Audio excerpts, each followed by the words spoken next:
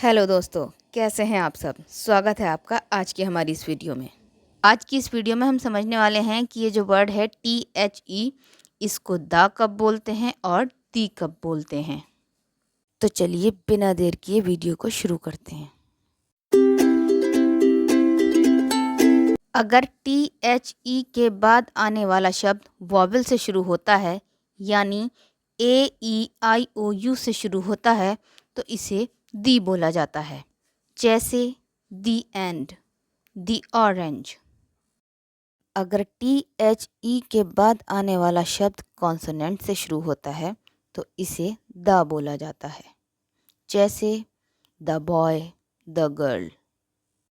दोस्तों, इसमें एक जो ध्यान रखने वाली बात है वो ये है कि यदि आप किसी ख़ास व्यक्ति, ख़ास वस्तु या ख़ास विषय पर जोर देते हुए बोल रहे हैं, यानी आप किसी प्रॉपर नाउन के बारे में बात कर रहे हैं, तब उसके आगे आने वाले THE का उच्चारण हमेशा दी होगा। जैसे महात्मा गांधी द ग्रेट,